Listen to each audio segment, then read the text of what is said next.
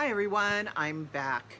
It's been a while since I've done any video about the furniture piece behind me, the jewelry chest for my client. Life kind of gets in the way. I get a little busy. We've had some floods and some other stuff going on and some other client work that has kept me off the video camera. So fortunately now I have some time. I'm back with you. This next couple of steps are going to be pieced together videos because it's not that fun watching paint dry. So I'm going to do a little bit of this, a little bit of that. You'll see me in different outfits. You'll see different shoes. You'll wonder what the heck's going on. Now you know why. So the next step on this cabinet, I have done the basic set coat colors. I've taped off all kinds of stuff. If you look and see, I've taped off the drawer tops, the drawer sides, but we still have this surface that's going to be painted. So I have a lot of options of what I could do. I've chosen to do some color drifts because then there's going to be more layers and more layers over this. The fun of having a client who says, just do whatever you want to do, means I do whatever I want to do.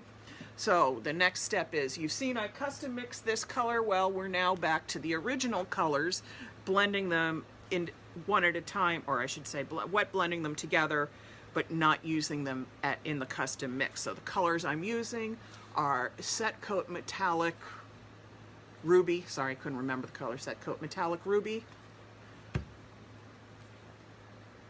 Set Coat Metallic Pink. I have them in 2 roller pants.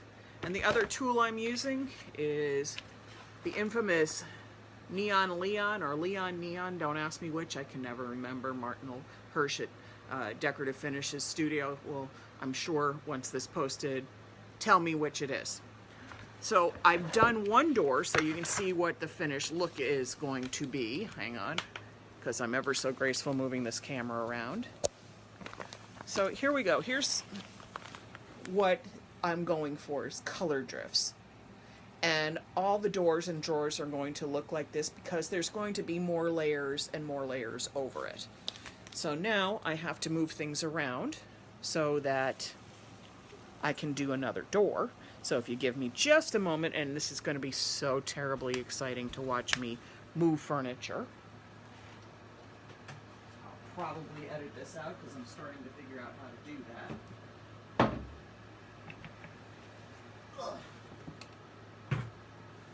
So, sorry for my back.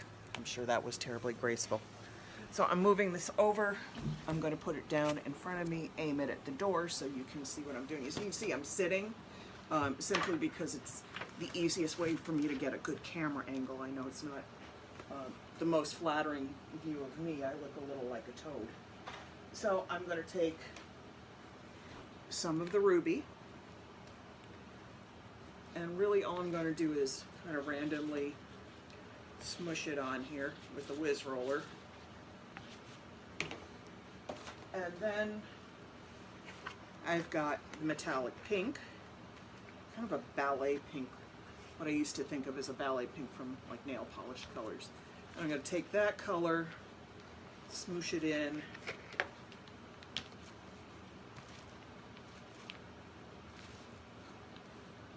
and I know this is such a pretty mess right now. But then I take the Neon Leon and start stippling it. And yes, I've got to hold this door because otherwise it's going to travel a little bit.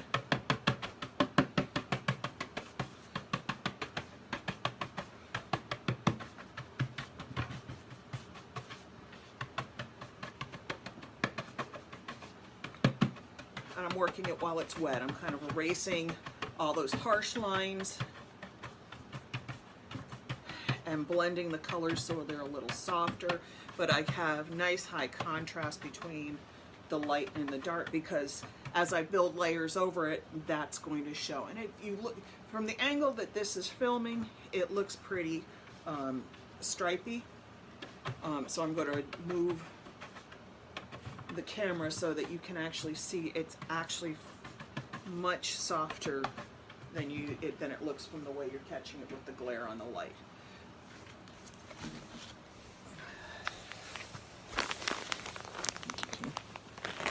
I'm hoping this is showing it better.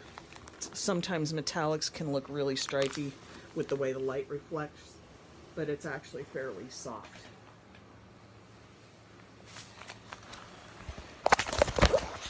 Now I'm going to do, sorry for my fingers because I just dropped the camera.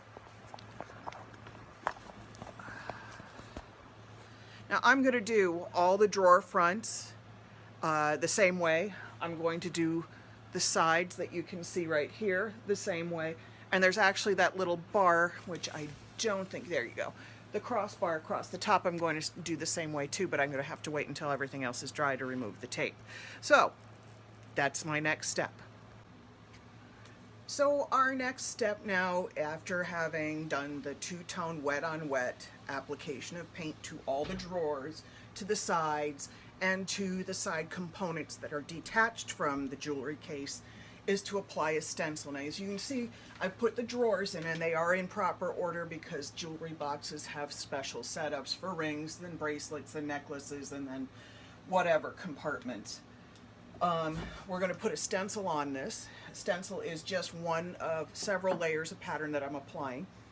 To apply a stencil to a surface, you can see it's sticking here. Now sticking a stencil with adhesive, as you can see here, does not keep paint from bleeding under, but what it does is it helps it to keep from shifting, which prevents bleed. I use General Scotch, what's it called, Super 77, or any other Elmer's spray mask, regular spray adhesive. I do not use the special expensive stencil sprays. I don't find that they work that well. I think the adhesion's too light and you pay more for them. When I spray them, I spray, that's it. No more, no less. Now the big fault that people have is then they take the stencil right away and put it on the surface, they pull it off and they're like, oh my God, I have glue on the surface. What you do is you wait 4 or 5 minutes before you put the stencil on anything to let that glue dry up, because you want it to be more like repositionable rubber cement. That way you can take this off and it doesn't leave glue behind. So the next thing we're going to do is stencil this, and we're going to do an old-fashioned stenciling technique. I get my big stencil brush out. These I get from Jennifer Fergus at an artistic painting studio. If you can see the color and the bristles, this is getting used a lot. The color I'm using for the stencil itself is Set Coat Matte Metallic Ruby, which is the colors that we've already been using, but again, as they've been blended out, they've been made lighter. So as I apply this, this is going to look quite a bit darker. I'm taking a little bit on my brush, dipping it into the lid, and you see even that's too much, because if that is going to get all squishy on the surface. And then I'm offloading it onto a rag. And then all I'm going to do is swirl. I don't pounce, because that doesn't help. That takes forever, and I can actually force the bristles under the stencil. I'm swirling. And what the swirling does, it is actually scrubs the paint out of the bristles of the brushes and onto the surface. So, and it goes on really thin and really dry, and then it'll be dry very quickly, so whatever I want to do as my next layer will go over it quickly too. Now I'm going to do this on various parts of this, on the front of the drawers. Drawers have to be in to do this so that the stencil's cohesive. On the other side and on the outside door panels. And then you'll see me again, probably in another outfit, in another bad hair day, on the next step. So as you can see, I've applied my stencil here on this side. I haven't worked to make it perfect. There's a few bleeds, there's a few spots I have to clean up, but that's fine because I'm going to layer more things over it. But you can see how that little bit of dark color adds more depth and detail to it with the blended background. I'm going to show you actually on the front here, because I showed you that the drawers were all lined up. I want to show you what I'm going to do. Now, you can see that the drawers are in. I can make this perfect, or I can make this off center. Off center is easier because then it's less perfect, and it'll actually take better for more pattern up here. I don't even worry if it's too straight, although try to make it fairly straight. Okay, so I've got the pattern on, and you can see the drawers are in. They're all lined up. I've gotten some paint on here. Taking my rag, dabbing some of it off, and again, I'm swirling and just depositing a little bit of color over the entire surface.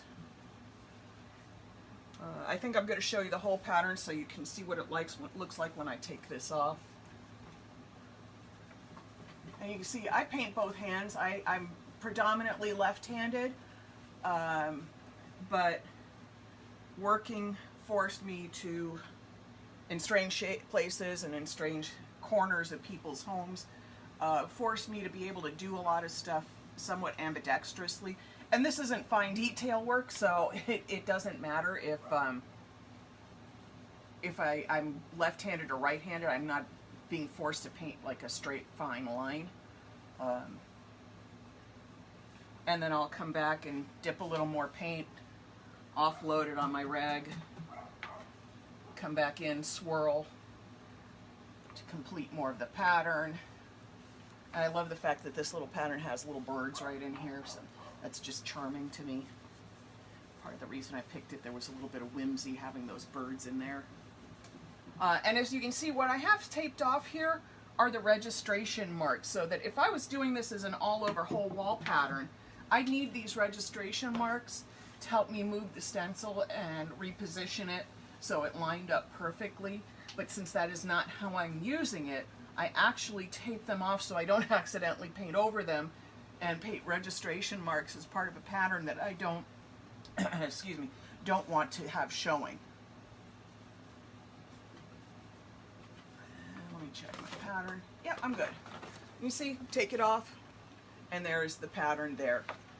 And I don't think you can see all the way down. See, it's all right there. So, and I'll continue it on around the entire box, and then get the two side doors. For anybody who is wondering, this stencil is a Royal Design stencil. I don't think it has its number. I think it's G205S. At least that's what's cut in here into the corner. You won't be able to see it, it's too small. So anybody who is wondering, that's what the stencil comes from, where the stencil comes from. And the next time you see me, I'll have had this whole stenciling thing done. Hi.